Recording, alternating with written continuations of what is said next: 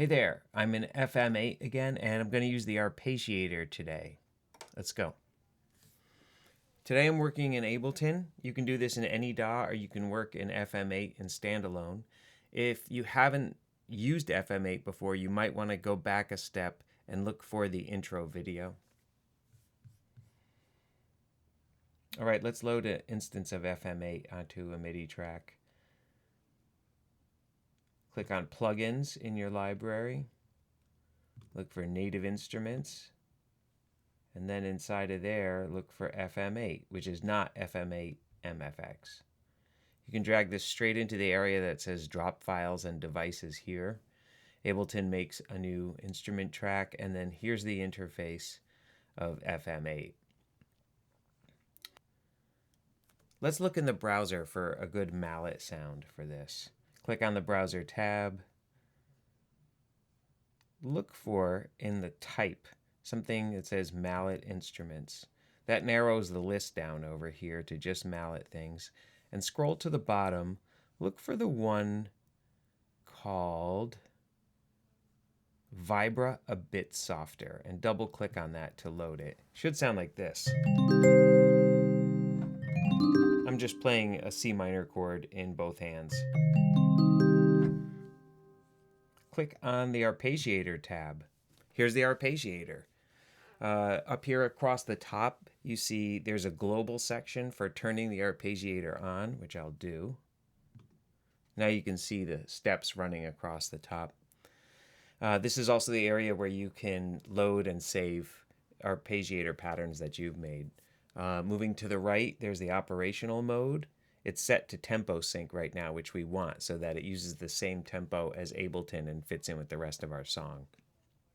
Here's the tempo section, and this is not doing much now because we're synced to the tempo of Ableton, but we can change how fast the steps go by when we click on the unit here, and you can see that you can set each step to be half notes or quarter notes or eighth notes.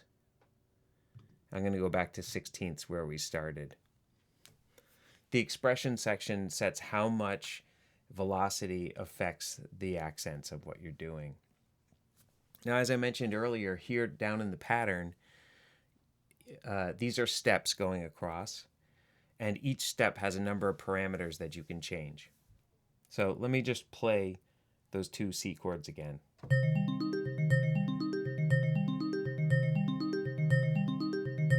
It's cycling through the C minor chord and starting again when it runs out of notes. Let's turn off the second step and the sixth step and see what this sounds like.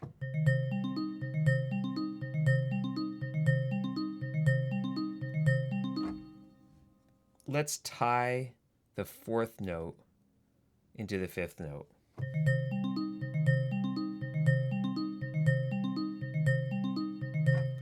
Let's add the accent not just to the first step, but also to the eighth step.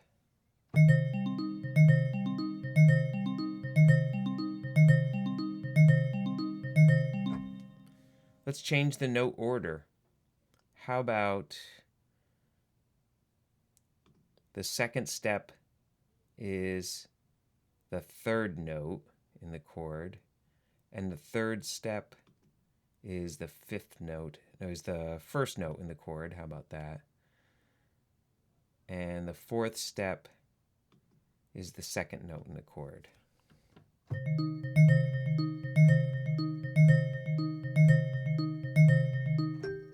How about the fifth step is all the notes in the chord, and the seventh step is all the notes in the chord?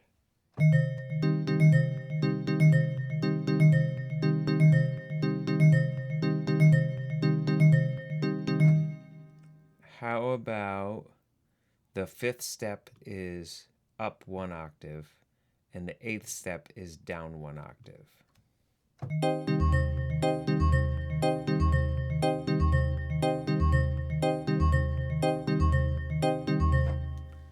How about the fifth step transposes up 7 semitones.